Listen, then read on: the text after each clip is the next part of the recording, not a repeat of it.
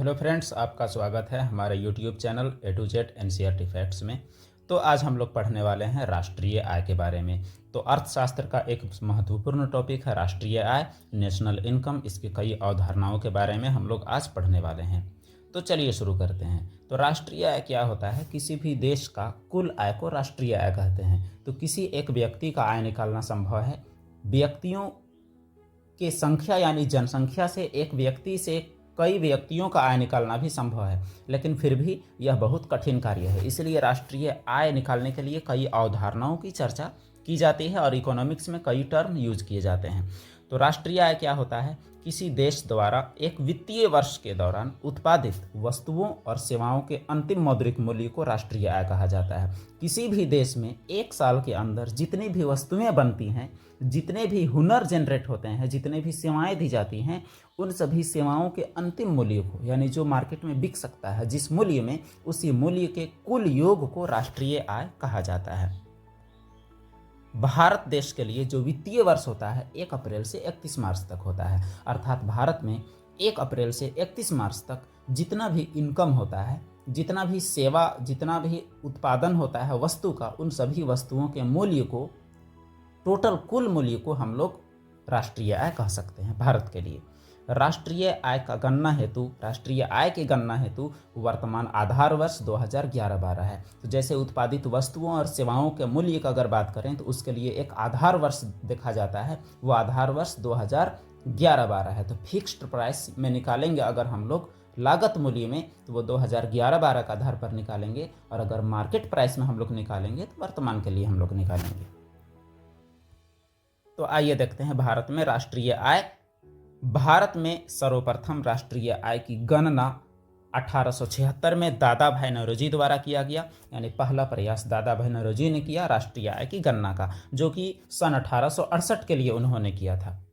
उन्होंने अपनी पुस्तक poverty and un British rule in India में भारत की प्रति व्यक्ति आय 20 रुपये प्रति वर्ष बताई। VKRV राव द्वारा पहली बार वैज्ञानिक आधार पर राष्ट्रीय आय की गणना 1931-32 में की गई। वर्तमान राष्ट्रीय आय के आंकड़े NSO अर्थात राष्ट्रीय सांख्यिकी कार्यालय यानी नेशनल स्टैटिस्टिक्स ऑफिस करता है। तो NSO द्वारा राष्ट्रीय आय का आंकड़ा जारी किया जाता है प्रति वर्ष। तो ये रहा भारत में राष्ट्रीय आय के बारे में कुछ फैक्ट्स। तो भारत में राष्ट्रीय आय किसी भी देश की आय को आकलित करने के लिए अर्थव्यवस्था में 4 दृष्टिकोण हैं। ये 4 दृष्टिकोण, पहला होता है जीडीपी जिसे सकल घरेलू उत्पाद, ग्रॉस डोमेस्टिक प्रोडक्ट कहा जाता है। दूसरा हमारा होता है NDP, शुद्ध घरेलू उत्पाद यानी नेट डोमेस्टिक प्रोडक्ट इसे कहा जाता है। तीसरा हमारा है GNP, जिसे सकल राष्ट्रीय उत्पाद अर्थात ग्रॉस नेशनल प्रोडक्ट कहा जाता है। अगला है हमारा NNP अर्थात शुद्ध राष्ट्रीय उत्पाद अर्थात नेट नेशनल प्रोडक्ट कहा जाता है। तो इन चारों के बारे में हम लोग विस्तार से अध्ययन करेंगे। यही है आज का हमारा मूल टॉपिक। तो पहला हमारा है जीडीपी जिसे सकल घरेलू उत्पाद कहते हैं। जी मीन्स ग्रोस यानी सकल, सकल का अर्थ होता है कुल, और घरेलू का अर्थ होता है देश की सीमा के अंदर। चाहे उत्पादन हम करें या कोई और करे, देश की सीमा के अंदर अगर उत्पादन हो रहा है तो वो घरेलू सीमा के अंदर कहलाएगा। और सकल का मतलब हो गया आपका कुल। तो सकल घरेलू उत्पाद में क्या होता है? किसी देश की घरेलू सीमा के अंदर एक वित्तीय वर्ष में उत्पादित सभी वस्तुओं, अंतिम वस्तुओं और सेवाओं के मौद्रिक मूल्य को जीडीपी कहते हैं। इसमें याद रखना है आपको, घरेलू सीमा के अंदर। इसमें विदेशी भी उत्पादन कर सकते हैं या देश का आदमी भी उत्पादन कर सकता है। अर्थात अगर विदेशी लोग हमारे यहाँ आके इनकम जनरेट कर रहे हैं, आय कमा रहे हैं, तो उनका आय भी जीडीपी में शामिल हो जाता है। तो जीडीपी में क्या क्या शामिल होता है? G + C + I + X - M। इसमें क्या क्या है वो हम लोग देखते हैं। जहां G जो है वो सरकारी व्यय होता है, C उपभोग व्यय होता है, I निवेश होता है, और X एक्सपोर्ट यानी निर्यात होता है, और M इंपोर्ट होता है। तो एक्सपोर्ट में इंपोर्ट हम लोग घटाते हैं अगर, तो हमारा शुद्ध आय होता है। यानी जितना सामान हम लोग भेजेंगे, जितना दाम का और जितना का मंगाएंगे, दोनों का अंतर ही हमारा शुद्ध होता है, और वो अंतर नेगेटिव में हो तो हम लोग घाटे में रहते हैं। तो जीडीपी का सूत्र में सरकारी व्यय और उपभोग और फिर निजी निवेश शामिल होता है। तो इस प्रकार घरेलू सीमा के अंदर उत्पादित सभी वस्तुओं और सेवाओं के मौद्रिक मूल्य को कहा जाता है जीडीपी। और जीडीपी का वृद्धि दर हर साल राष्ट्रीय आंकड़ों में जारी किया जाता है। जैसे इस बार का जीडीपी जितना है उससे कितना वृद्धि हो रहा है, इसी का आंकड़ा जारी किया जाता है। तो x माइनस एम हमारा शुद्ध निर्यात होता है। अगला है हमारा एनडीपी। एनडीपी शुद्ध घरेलू उत्पाद। तो यहाँ एन फॉर नेट है। नेट का मतलब ये हुआ कि आपके पास शुद्ध रूप में कितना बच रहा है। घरेलू में फिर से वही मामला कि घरेलू सीमा के अंदर चाहे कोई भी उत्पादन करे।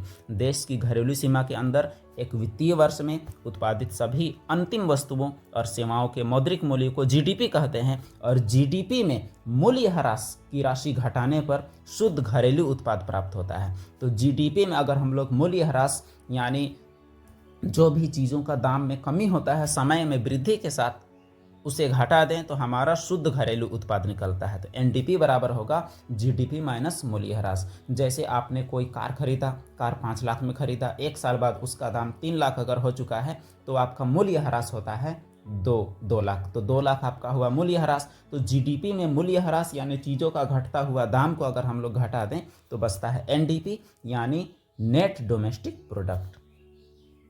तो मूल्यह्रास पूंजीगत उपकरणों और इमारतों पर होने वाले टूट फूट यानी दाम में कमी को कहा जाता है। अगला हमारा टॉपिक है जीएनपी।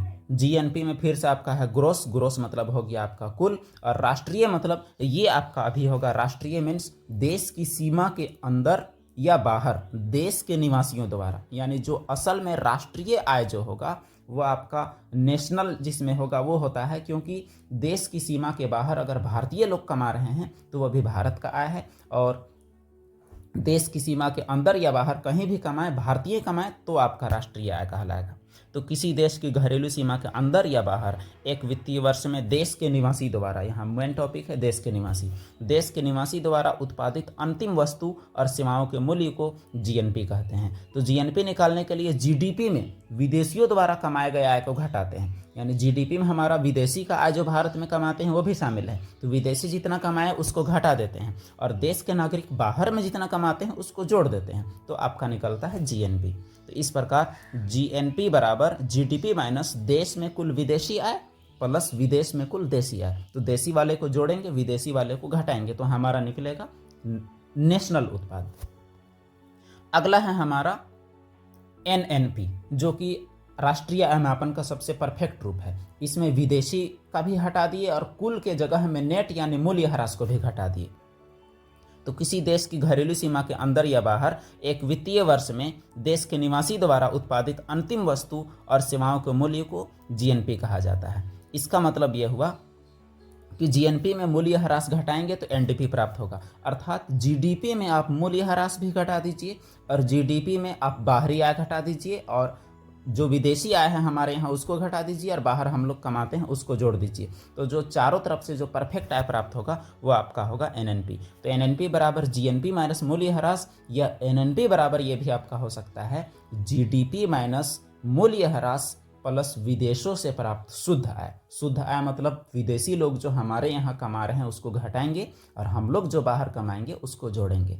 तो नेट भी होना चाहिए। नेट होने के लिए मूल्यह्रास हम लोग घटाते हैं, और नेशनल करने के लिए हम लोग विदेशियों द्वारा कमाए गए जो आय है उसको घटाते हैं और हम लोग जो बाहर कमाते हैं उसे जोड़ते हैं। तो ये रहा आपका नेट नेशनल प्रोडक्ट, यानी किसी देश की घरेलू सीमा के अंदर या बाहर एक वित्तीय वर्ष में देश के निवासी के द्वारा अंदर कमाए या बाहर कमाए, देश के निवासी कमाएंगे और जिसमें मूल्यह्रास घटा हुआ होना चाहिए, तो वो आपका होगा एनएनपी यानी नेट नेशनल प्रोडक्ट।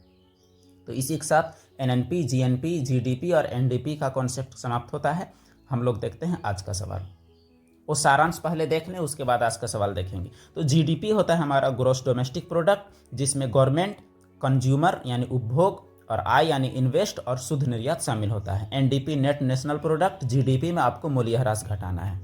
जीएनपी में आपको क्या करना है, जीडीपी में देश में कुल विदेशी आय और विदेश में कुल देशी आय, देश में कुल विदेशी आय को घटाना है, विदेश में कुल देशी आय को जोड़ना है, यह होगा आपका जीडीपी में। और एनएनपी में नेट नेशनल प्रोडक्ट होता है। जीएनपी जो होता है उसमें आपको मूल्यह्रास भी घटा देना है। जीएनपी में मूल्यह्रास घटाइएगा तो आपका पड़ेगा एनएनपी। तो आइए देखते हैं आज का सवाल। भारत में पहली बार राष्ट्रीय आय की गणना का प्रयास किसने किया?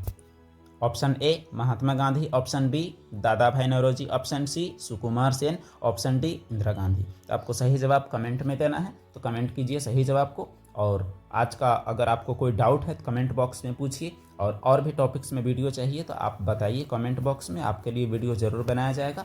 आज के लिए इतना ही, फिर मिलेंगे अगले वीडियो में। ऐसी ही जानकारी के लिए जुड़े रहें। A to Z NCERT facts.